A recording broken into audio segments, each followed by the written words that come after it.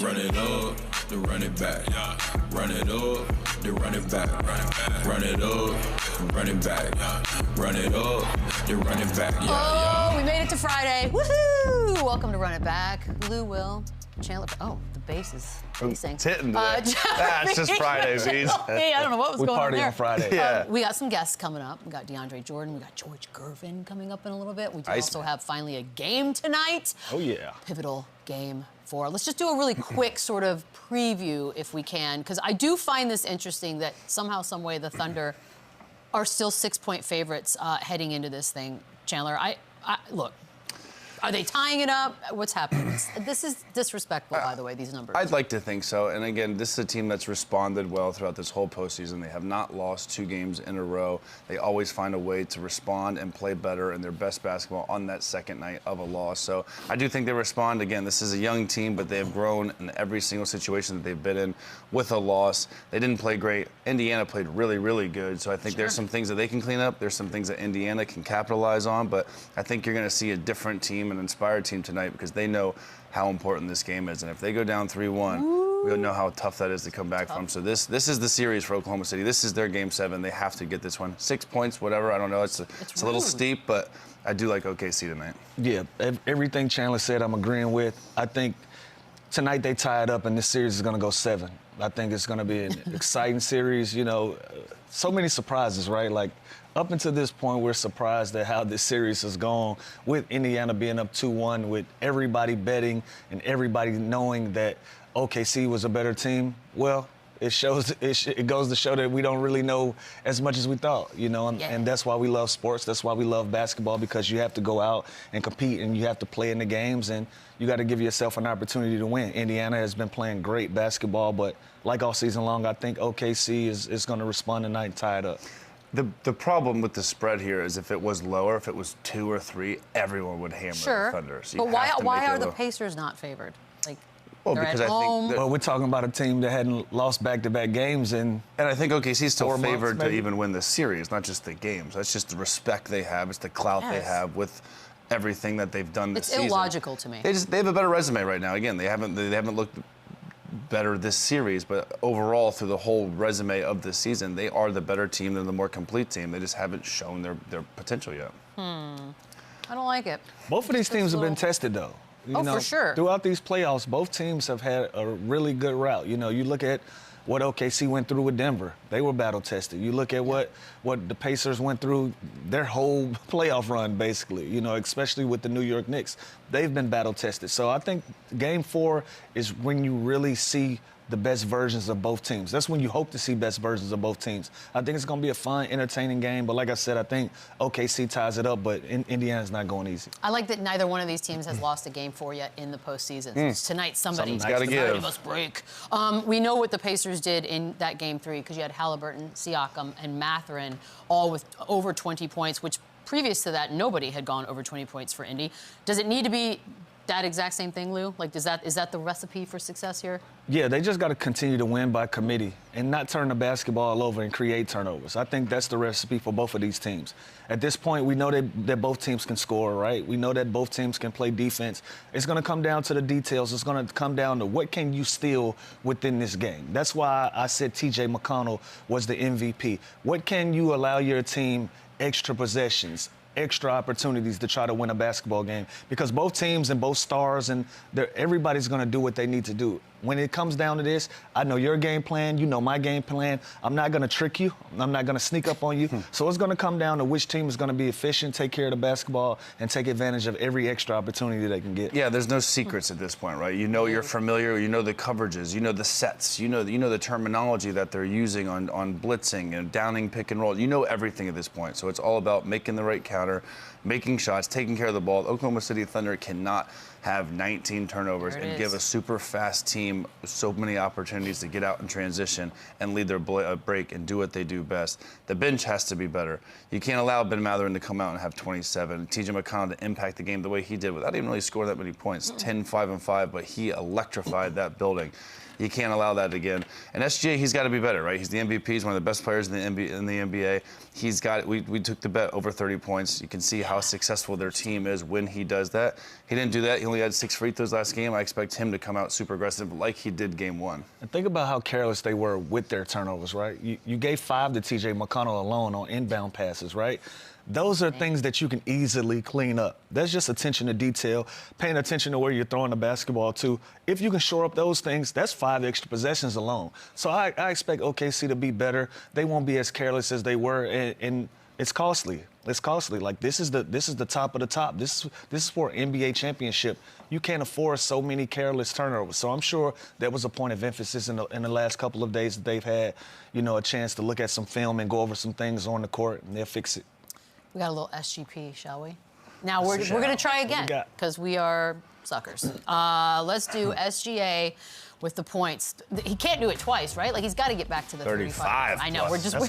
We're upping it Crazy, for it's some still reason. plus 106. Jalen Williams got to get 20 or more. Halliburton with a double-double, and Siakam with 30.5 of points, rebounds, assists. What are we thinking? No, it's not one of my favorites we've ever put up. Which one's is it the SGA? It's one? the SGA one. Yeah, I don't think people realize how high of a bar 35 points. That's a lot. Yeah, that's a ton. And if you want him to score 35 plus and still want Jalen Williams to get another 20 plus to go on top of that, that's a little top heavy for me. That hasn't been, their recipe thus far this year. SGA obviously has a trillion 30-point games, but to expect his teammates to have high-scoring outings at the same time is a little outlandish. Yeah, it's a lot. We're just throwing 35 plus like it's nothing. Like it's November 7th. That is the individual number is ridiculous. That would be a hell of a game. And again, I do think he needs to be aggressive. He needs to come out. He needs to get to the free line. He needs to do everything he's done all season long. And there's no recipe for stopping this dude, but Indiana did figure out something with being super physical and aggressive early, mixing up bodies on him, switching on him, being extremely physical. I don't want to say that rattled him last game, but that definitely kind of bogged him down. And it felt like he was tired going into that fourth quarter. You did say that. You guys both said that. We don't have to do our picks yet because I'm not going to agree with either one of you again. But we're going to take a quick break. On the other side, he's back, DeAndre Jordan. Morning, DJ. Woo-hoo! Get on up, buddy. Ooh, I like that paint color. We'll talk about that next. The running back, run it up, the running back. He's back. Hello, Mr. DeAndre Jordan. How we doing today, buddy? We're doing good to be back. I love no this. music video doesn't feel right. No, because he's just I know, part of but I us. like seeing him. I like seeing him do his He thing. was kind of late, though. See, y'all could be nice. Wow. He was late. Okay, you know what? Yeah, you missed your first block, actually.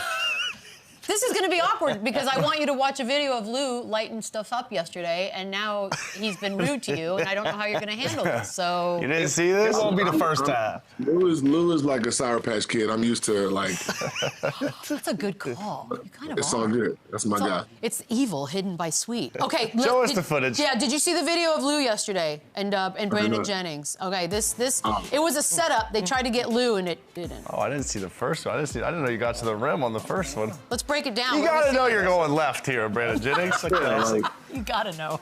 That's a classic. He scored that one. We'll live with that. Yeah.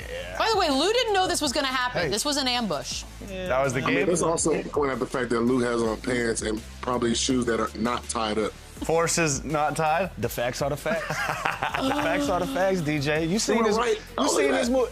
I updated my software. I've been told you that. This is the move. I've seen that a million times. Yeah, there. if I don't get one of those, if I don't get a fadeaway in, it ain't real. It was 3-1 you? Did you sweat? Were you even sweating? I did sweat. You did? Yeah. Oh, good for you. Nah, I ain't gonna throw all that gas on it. I did sweat. I was breathing hard a little bit. I ain't gonna cap you down. This is a weird, I don't know if this is boys being boys type stuff, this one-on-one challenge and all that, DJ, but like, do you have these sort of, hey, when I'm done playing the game, I'm gonna want to challenge so-and-so for something? No, when I'm done playing basketball, I'm golfing. He's gonna be with me all day long, DJ. You really I'm are. actually playing today, CP. Where are you playing? Will you totally respond to a text? We are on TV, y'all. I'm not playing any I could be DJ one-on-one. Great. Okay. I'm not, You're just gonna say yes, you could, and move it on. Yeah, but yeah, you got it, brother. What Joe Johnson just say? Joe Johnson said it'd take $500K to get me out of bed. Hey, too much money in this league for that. Hey, he said awesome. you want these ISOs, it's gonna cost you now. Yeah. It is what it is. If your nickname is ISO Joe, I want nothing to do with you one-on-one. Thank you, but that's Dissolution. Or lemon pepper Lou. I don't want them to Neither do it. of them. You got it. Yeah, but Jennings has been going for this for a while now. The fact that he wouldn't let up and then that happens, I kind of feel like that should end the challenge game for everybody. That's a fact. Yeah, I don't know. All right, DJ, let's get into the NBA Finals. As you can see, Indiana's up 2-1. Everybody is kind of a little stunned, a little surprised. What's your take on where the series is? If Indiana can close this thing out and actually win a championship, where do you stand in NBA history in surprises and stunners? Well, I mean, Oklahoma City is a really, really good basketball team. Like they don't get that confused. And I hate to go back to it's a ton of basketball to be played now. Yeah, for sure. Like, I mean, we were in the same situation against Oklahoma City 2 series ago. So I don't count them out at all. I think that Indiana plays great at home. But I also feel like this has been like a battle of turnovers besides game 1 where Indiana won at the end. They had like 24, 25 turnovers. But I feel like whoever has the most turnovers kind of usually loses these games. And like you guys talked about, T.J. McConnell coming out and impacting the game and having 5 steals. It just kind of changed the game for them and picked up their defensive intensity. And especially in a building like that, it's tough. But it will be surprising, you know, obviously Oklahoma City being the #1 seed 2 years in a row, and but it's still a lot of basketball to be played, and they're both here for a reason. Indiana beat some great teams throughout their run, and so did OKC. So we'll see. Yeah, these are not to rub your nose in it, but obviously they got you in 7 games. OKC. Rude. But in that series, you guys won. It's a crazy setup. Game 1 and 3, just like Indiana did. Do you think the Thunder come back and win and then kind of respond the way they did against you guys in Denver? I mean, I think it's going to be a battle. I think that obviously Indiana knows that this is a huge game for them to win. Oklahoma City knows that this is a must-win for them. So it's just going to, I think, come down to who can will this game out. Obviously, I think Indiana's going to come out with a ton of intensity, a ton of energy from the crowd, but there's a reason why they won 68, 69 games, right? So they've been proven to win games, but, in the finals it's very different, and we'll have to see tonight. And you mentioned the turnovers, but is there anything else that you see from OKC that's different now in the finals than you saw up close and personal in the Western Conference Finals? I mean, I think Shea's aggressiveness has definitely changed a little bit.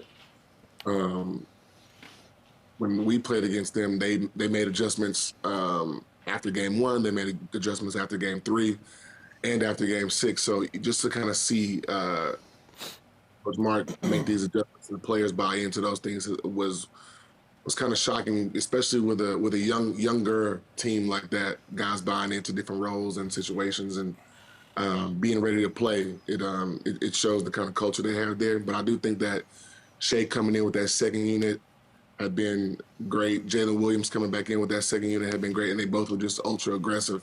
So I think when they get back to that, guys keying in onto them, that's when other guys like Isaiah Joe, Caruso, big Jalen Williams get wide open shots, and then their team, and Lou Dort and their team starts to feel more confident and make those shots, make those plays. Oh. Dre, I want to ask you, man, 17 seasons, free agency, long way from your teammates locking you into your crib, not letting you out. Don't bring that up today. I don't want to do this today. But on a serious note, at this point in your career, what does free agency look like for you? What are you looking for? Are you excited? Is it fun? Just walk me through free agency for you at this point. Well, I mean, the last 2 free agencies for me have been very, very easy and very quick. But there's obviously been a little bit of change in Denver's makeup. So I think for me, I'm relaxed about it. I definitely want to still be able to compete and teach at the same time and look, my kids back there. Yeah.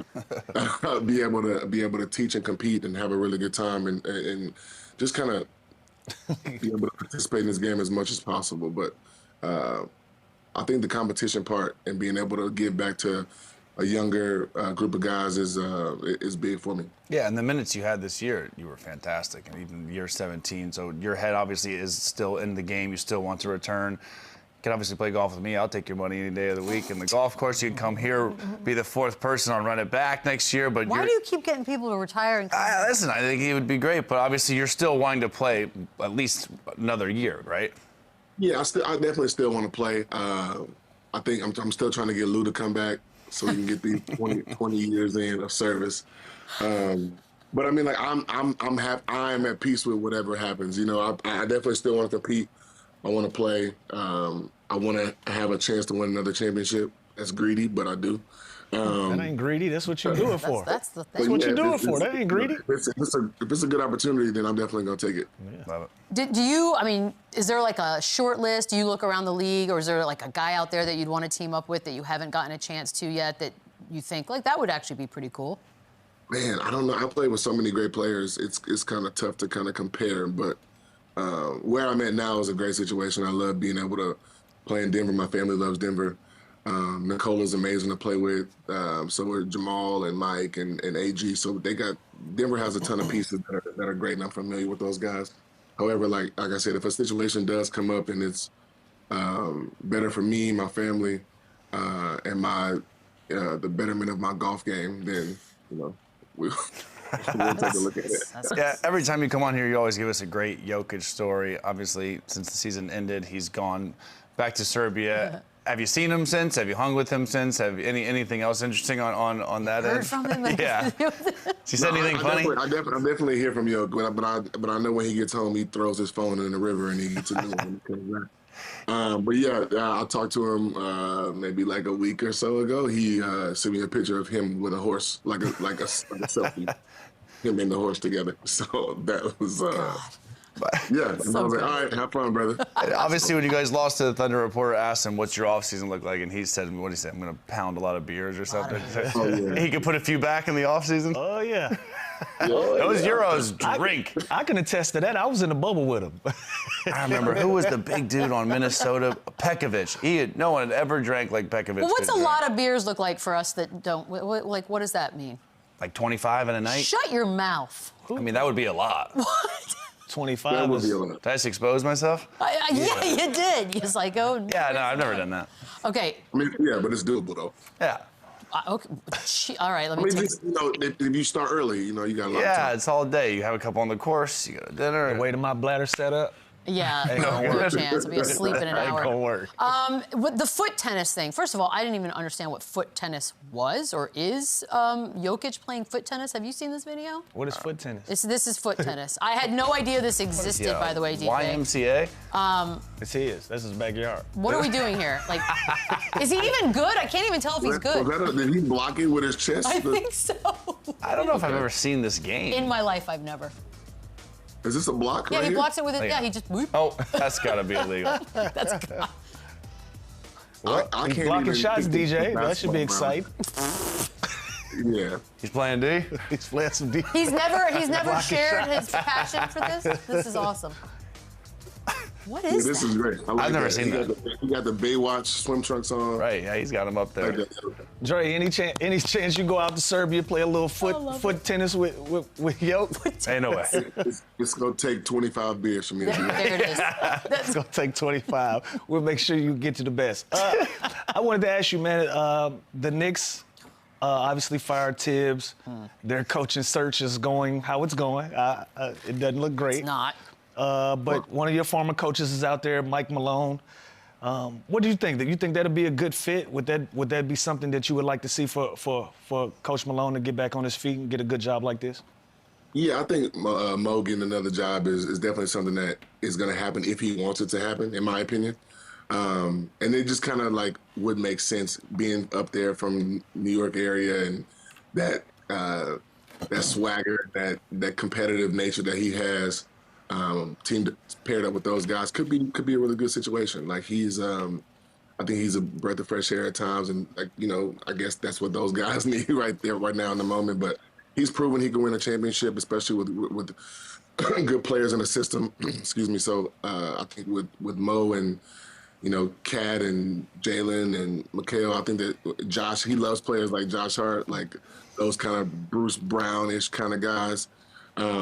So I think that they could really do something, especially with him being probably, in my opinion, the best coach out there that they can actually hire. And y'all are starting to see the Rick Brunson thing, kind of the conspiracy theories are brewing. I said it first, and y'all thought I was a crazy man. I saw a tweet. Still do. I saw a tweet that said the Knicks have asked the Tropics permission to interview Jackie Moon. they've asked everybody. By the way, Dre, is that not weird that they're just going around like asking every good coach like team permission for their coach, or is that pretty standard? I think that's insane. We actually talked about this yesterday. My brother Corey was like, I just think that's crazy. That's kind of like if I'm in a marriage and that's exactly you mind if I talk to your wife just to see if she wants to leave. Just imagine if they said yes. See if she unhappy, bro. It's weirder if they say yes. Imagine if the Bulls were like, yeah, you know what, go interview Billy. So because I feel like if they do that, it's kind of like, all right, well, maybe we want this guy to leave. 100%. If I'm the coach and I'm like, yeah, I kind of want to take the interview. I don't want to come back. And it's just it's weird. Weird situation. But maybe if they've done it, ask my girl to go to lunch and she go to lunch. She's like, how was it? They're shameless. Keep going down the list. Being on Love Island is what this feels like. But can I ask you this though? Because it's one thing. Like I think when we first heard, it was like, oh, they're going to ask Jason Kidd, and it was just the singular one guy, boom, done. I think the fact that now it's come out that's like 6, 7, it's seemingly almost everybody. Billy Donovan, Quinn Snyder. That's what makes it feel weird, right? Like they had no plan in place. They fired the best coach they've had in forever. They've gotten farther than they've gotten in forever. And zero, like, I thought maybe if you're going to fire Thibodeau, you had a plan. That's what's weird. Strange. I mean, maybe they hire you guys. I think that not having a plan definitely was an insane situation. I love Tibbs. I mean, but I think this definitely has to be something deeper. Like more is going to come out after they find a new coach at some point. But you don't just fire Tibbs and not have a plan if it wasn't some crazy inner turmoil that is going on at the moment. So, Boogie threw out Rondo for the Knicks job. You spent some time with him in L.A. That's insane. Heyo. You think he'd make a great NBA coach one day? Who, him? No, Rondo. Sure, and him. That's my wife's brother, man. That is awesome. Jalen Suggs? That's my favorite thing. Sorry, I came all the way down here trying to escape. No, I like Doe. I think Doe has one of the highest IQs of the player I've ever played with, along with like CP and guys like that. So I think he'd be great. It's just if he wants to coach. A lot of guys who are really great players and have high basketball IQs don't want to coach. So I think it's up to him if guys like that really want to get back into coaching. The only thing I think this summer is getting Lou on a golf course. Where are we on that? Do it. I feel like we've talked about it for an entire season and a half now, and what's the plan? I'm just looking for the invite. Stop. And just take me somewhere where it's not too serious. Like a muni. No, it won't be serious. I just want to be clear. We're starting from ground zero, level 1. Catch me on a Friday round. Let's start at Top Golf, and then we go from there. Yeah, you've done Top Golf and all that. Yeah. You have, but so you're good. So you ready for like a part 3 course, and then we can move it up. We got one. Whatever that means. He's starting from really ground zero, DJ. Like he know that. I don't know what's happening. True, but don't worry. If you shoot well, you shoot bad, there's still gonna be stops so we can have drinks. Don't worry. Okay. Sounds like next week, Dre, hit me. And just like that. I bet. Next week, I'm DJ, in too. Enjoy the off season. That fast, they left me out. No, Lou, you're already in. Lou's so sensitive. We appreciate it, man. We'll talk soon. All right, thank you, Appreciate it, DJ. All right, we'll be right back. George Gervin on the other side. What is happening? Yeah, Iceman! Run it up, run it back, yeah. Ice. All I see is ice. Here's Gervin, the incomparable Iceman. Ice. All I see is ice. I mean, do we even need to pretend like this needs a long introduction? There he is, the man, the myth, the legend, George Gervin, joining us now. How are you doing today, George? What's going on? Doing good here in Chicago, getting ready for the game tomorrow for the Big 3. All right. Excited about it. Let's talk about it. You're coaching the Detroit Amplifiers. Obviously, Detroit is having a nice little sports renaissance period at the moment. What's exciting about it? What are you excited about for the season? Well, I'm excited about it because, we're part owner of the new franchise, the Detroit Amps. So, we're bringing in a new flavor.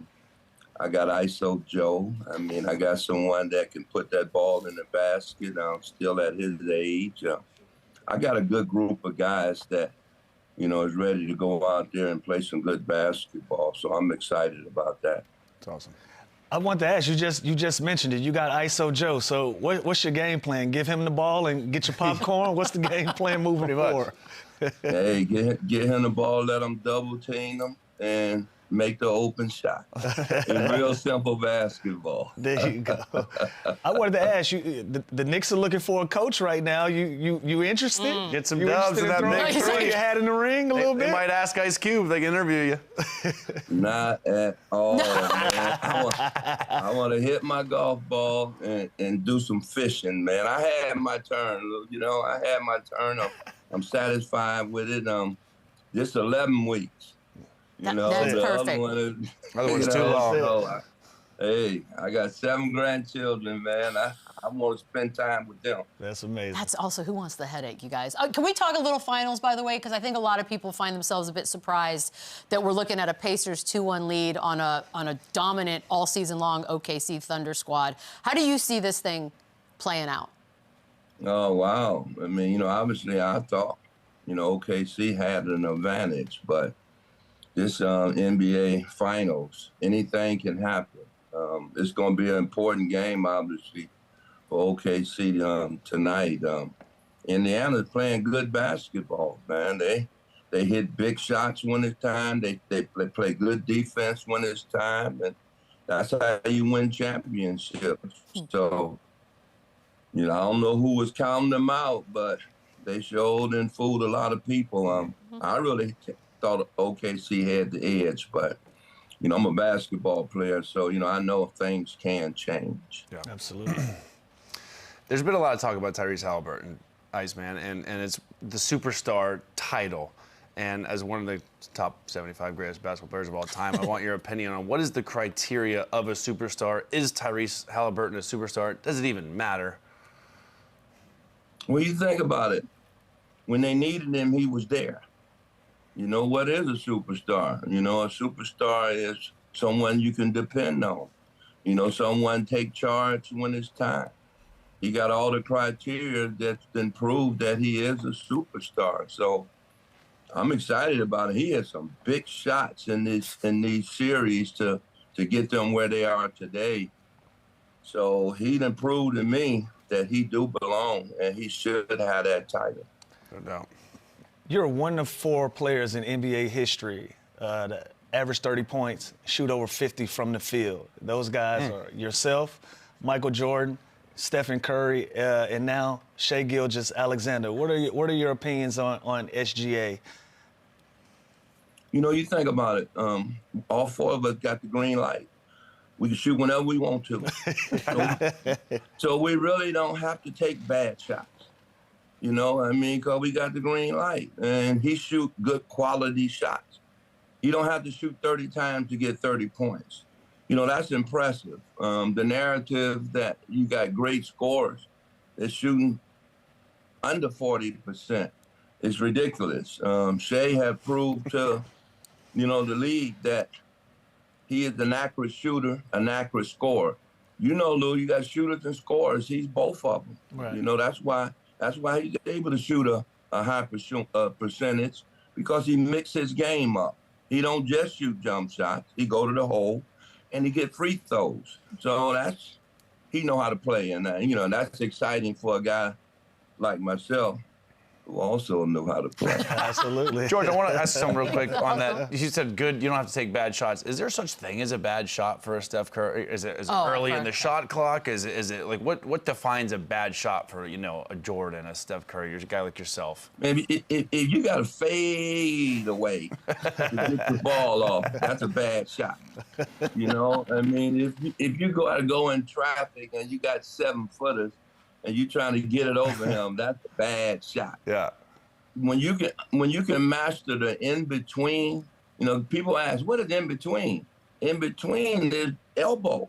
Right. In-between is in between the defense, and you get a lot of wide open shots. So everybody don't understand it, but if you watch guys like him, Kevin Durant, you know, you see a lot of that. That's why them guys shoot 50%. Yeah.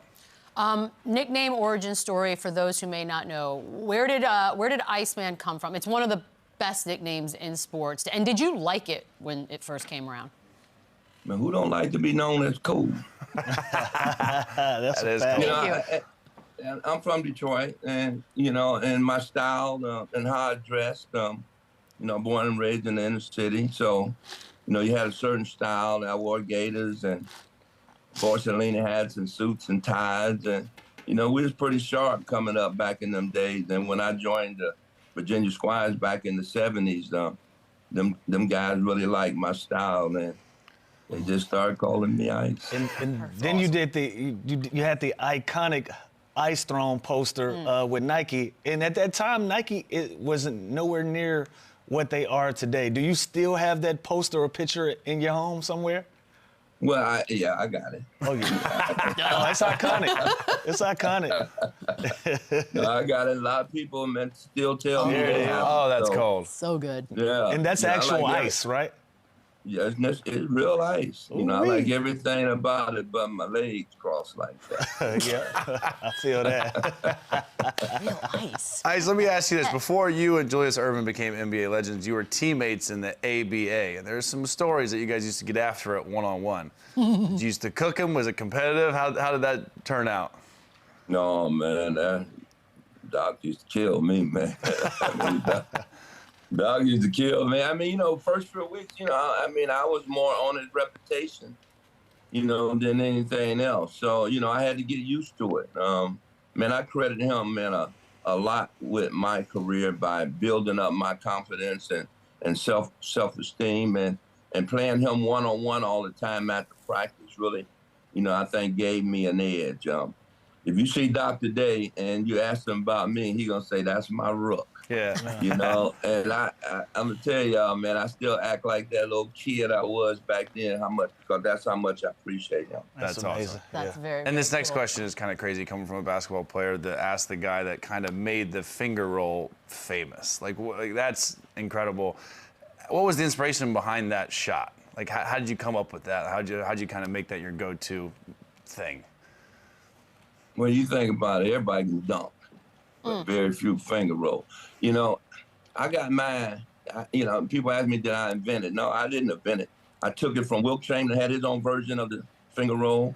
Connie Hawkins had his own version, and Doc had his own version. And, you know, and I watched and idolized all three of them guys, and I developed my own finger roll, and I just made it famous, and I did it different than most of them guys. So, you know, if you say two shots in the game, 50 years later, if you say a hook shot, y'all know who I'm talking about. And if you say finger roll, y'all know who I'm talking about. That's so I'm proud very of that. cool. Very, very cool. I want to ask you this because it reminds me of SGA and the way Lou talks about SGA now, trying to figure out if you could see what he was going to be at the time. Because your last year in the league was MJ's second year in the league, and I know he broke his foot and all that, but could you see something there? Like, did you have any inkling that that guy was going to be the guy we now know as Michael Jordan? Yeah, I could. I mean, the way he played at practice, I mean, Mike was on a different level. I mean, Mike had a drive that I didn't see very much. You know, I mean, I started with Doc, but, you know, Mike had a drive, y'all, that, you know, I knew he had potential to be great, but, you know, I didn't know he was going to be as great as he was. But I'm proud to start with Doc and finish with Mike. And, you know, I really admire both of them. And I don't do no comparison. Both of them was great to me. And you know, and both of them was in love with the game. They didn't just love it. They was in love with it, and they played it like that. Oh, yeah. Ice, you won 4 scoring titles at a time where the three-point line really wasn't a thing. In today's game, do you see any players with similar games to yourself that you, I know you say you don't do a lot of comparing, but what young guys do you like in today's game that you can see similarities from when you played? You know, at my size, and, you know, I probably was the first big 2 guard, you know, so that gave me advantage of a lot of the guards that were 6'2", 6'3", 6'4", so I can You know, I can post them up a lot. I don't see guys playing with their back to the basket like I did. Right. You know, I don't see guys throwing hook shots right and left hand like I did. And I don't see guys shooting bank shots like I did. So I don't really see a guy that's similar to me. Now, I always talk about Kevin Durant because he was just probably as accurate as me. You know, he was a little taller than I am. He could put the ball on the floor and he could score. So the way I played, I mean, and you can hand check back when I played. So, you know, you had to be a lot more versatile than what you are today because they can't hardly put their hands on you. And so, you know, Kevin Durant would probably be that guy that I talk about the most. And if the Greek Freak ever get a real jump shot and the way he glide and move, he reminds me of me too. Oh, yeah.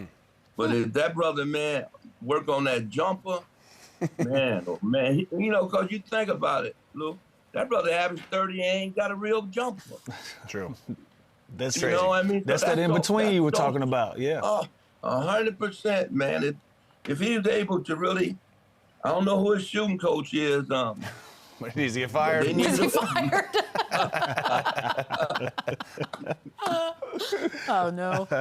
There's always going to be the generational comparisons, and could this guy play in this, and this guy, which guys are timeless in different eras. But when you watch the game now and you see how much it's evolved, is there any doubt, or do you ever think like, oh, I'd be better in this era, I'd be not as efficient in this era? Do you ever even compare it? No, I don't really compare it. I mean, the game changed and has evolved.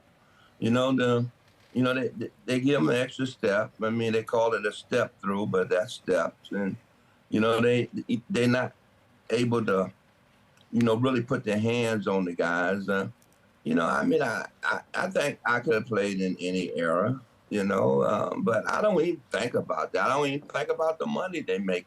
Yeah. You know, what I'm most appreciated is that I know I'm part of the foundation to give these guys opportunities to, you know, to make money and Absolutely. To, you know, to grow. And I feel good about that, man.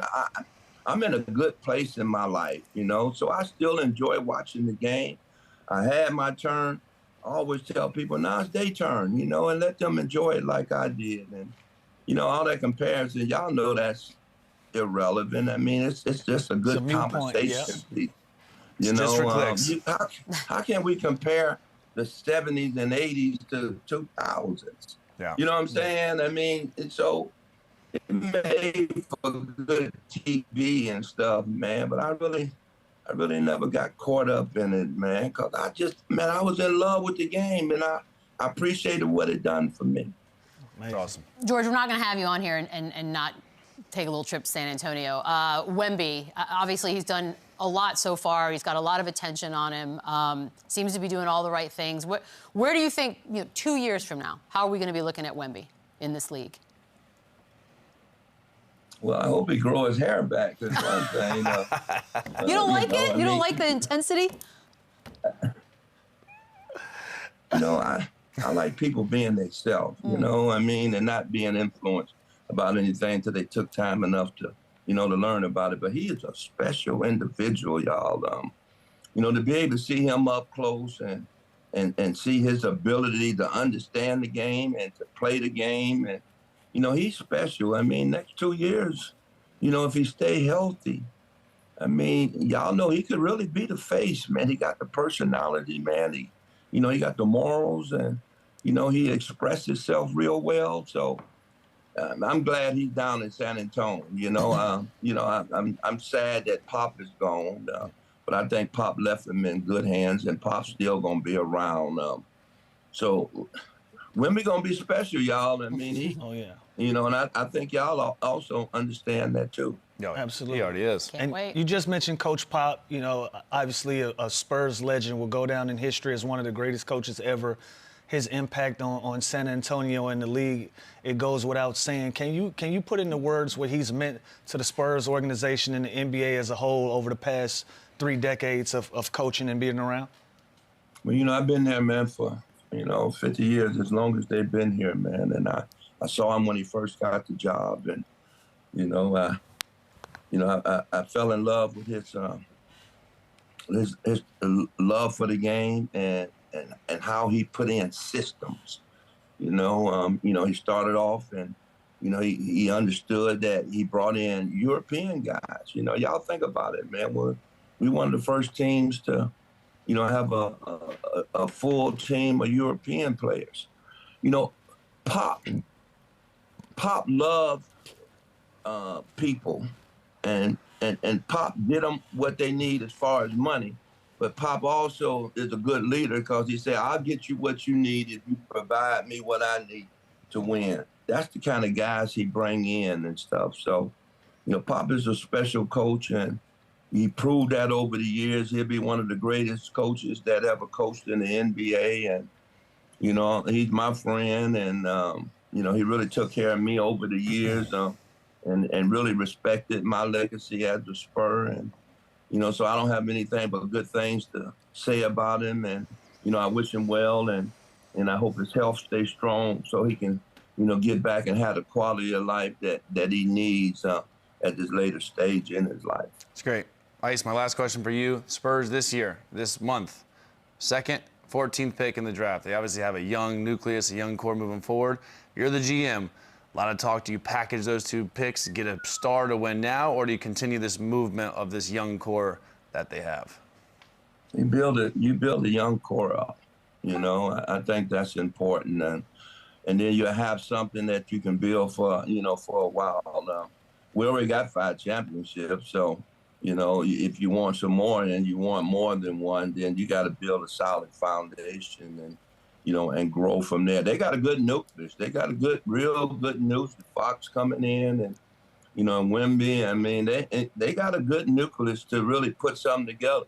Hey, y'all know just like I know, the old era is gone. No LeBron, no Steph. It's a new wave. Durant. They got the young fellas now. So everybody, hey Lou, everybody gonna be an ex-player one day. That's a fact. That is a fact. That hurts. 100%. George, you're not going to remember this, so before we let you go, like 25 years ago, the Spurs let me host a pregame show. It was the first time I got to do anything on the air that was like a real show. And you basically did half the show with this idiot standing next to you that was trying to figure out how to talk on a microphone. So I will forever be grateful for that time in my life. You were awesome. You were lovely. It was fantastic. And then I think we lost to the Lakers. But that's all right. That doesn't matter. We're good. Thank you, legend. George, appreciate it. Good luck. Right, Good luck in the Big 3. We'll be watching. We'll be back. They run it back, run it up, run it back. Flying that. Kevin Durant stuff heating up. Purportedly would prefer a trade to San Antonio. KD, Wemby, Fox trio. Boom, ba-da-ba, top 4 in the West. Boom, right? I think it would be. I know. I think this team would be stacked, depending on what they give up, if they keep their picks, who they take at number 2, how this young core continues to grow, yes. But you put Fox, Kevin Durant, and Wemby on any team, they are going to be a contender, especially with the pieces they already have now. So, yeah, I really like that. And if I'm KD, it's probably my number 1 option. Woo-hoo-hoo! I don't know. If I'm Giannis, that's my number 1 option. If I'm those 2 guys, I want to go there. Yeah, I mean, on paper alone, this looks good, right? To be top 4. It's the difference between them being a good team and we're putting top 4 on them and they hadn't played a game together. And the West is stacked. And we did do this with Phoenix. And the West is stacked. On paper, I love this. I think this is a great fit for KD. On paper, I think this is an opportunity for him at the juncture in his career. He can be a wow factor for a team. He can be the X factor, allow Wemby to be the blossoming star that he is, and kind of give him everything that he needs in a support system and still be able to go get 30 points at any call when it's needed. And so I love that. And I love Fox being their point guard. They can play a faster brand of basketball, and that's somebody that's absolutely, they can get Kevin Durant the basketball, give Wemby other options. But we're talking about top 4 in the West. With Denver is going to be back. Obviously, OKC is going to be back. Cool. There's going to be a bunch of matchups, but I don't want to put that. So no, I'm not buying top 4. He's going to Texas. How about that? He's going to San Antonio, Houston, or Dallas. Yeah, I think he's going to one of those 3. If I had to take a guess, I'd say the best fit is going to be San Antonio. That's probably where he lands. I'm going to be so annoying to you guys. Who would you rather have, Giannis or KD? Ooh, God, that's a tough. Honestly, it's like the most win-win situation you could possibly ask a Spurs fan. I don't care. Either one, plug them in. We're ready. Let's go. Spurs still a topic here because the Sixers are apparently, perhaps, maybe speaking with San Antonio about getting that #2 pick and moving up. So if you are the Spurs and you're entertaining this, what would you want in exchange? This is interesting because why would the Sixers want They want Dylan Harper over Ace Bailey. And if Dylan Harper doesn't want to be a Spur. You have Maxey and you have Jared McCain. So, like, I think this is interesting for Philly. I love Dylan Harper. I think he's a stud. I think he's a chance to be the rookie of the year. He is the impact I think he's going to have is more ready right away. But what does that look like? What do you give up? What is the Spurs? Is it a McCain? And yeah, it's flop picks for something. They take Ace Bailey. Like I don't know what that looks like. But Conrad's like, do they want a Paul George? No. The answer is no. I do like Dylan Harper more than Ace Bailey in this draft. I think he's going to end up being a better player. Do you? Yeah. All right, fair enough. Lou, I'm kind of curious about this next one. This next one pisses me off. According to a Knicks beat writer, the Knicks didn't scrimmage enough or work on specific end-game situations under THIBS, because here comes the blasting What's the beat writer's phase. name? I don't know. I actually don't know in this particular case, but I'm sorry, Lou. Are you buying this? Because did we not just get told for years that he works them too hard? I'm not buying. Yeah. What is this? And what is this? That's a great point as well. I didn't even think of that, what I was about to say. I'm not buying that because, as Chandler knows, when you get 35, 40 games into the season, you're not scrimmaging anyways. Yeah, so that's not a thing. No team is scrimmaging unless you come back from All-Star break and guys are revving their engines up. Then you'll get a sweat. Other than that, you want guys to be healthy as best you can. So scrimmaging isn't a big part of practicing as you get deeper into the season. Obviously, this was something that happened at the end of the season where this firing came along, and that's when you start to consider things. Other than that, I don't see it. As far as the in-game situations, that's another one. You know, in-game situations is usually a rep or two, just trying to figure out, hey, if I don't have timeouts, this is what I'm going to do. If we need a 3, this is what we're going to do. We're going to spend They won some clutch games. And you're going to spend 5 or 10 minutes on it anyways. That's not like something that happens very, very often. Every once in a while, you go over in-game situations just to have a refresher, but those aren't the end-all, be-all when it comes to practices and preparation for games. So no, I'm not buying. I'm not here for this, by the way. It doesn't even make sense because, like you said, every report coming out of everywhere he's been is that he works them too hard. He's been in the NBA more than half his life, and you don't think he's working them after a shoot-around end-of-game situation? Not to mention they have the clutch player of the year who's really good at end-of-game. So, like, how does this make sense at all? Do you remember the Detroit series, how it ended? It was high drama. By the way, Dolan, this is you. Listen, this is all James Dolan. Yeah, and now we're looking at the team that's in the NBA Finals that beat them. They ran into a better team. Thank you. The end. This is just. You know what this is? This is James Dolan being exposed for once again putting his finger in all this business. He's embarrassed because you've asked 7 dudes to go out on a date and everybody said no. That are married. And that's what's happening. It feels like a little justification tweet that they had put out there that doesn't make sense. Go, Beadle. Go. Team THIBS for life. All right, that's good. Hated that. For life. Enjoy the game tonight. Oh, well. For Vida. We'll see y'all on Monday. Run it up, they run it back, yeah.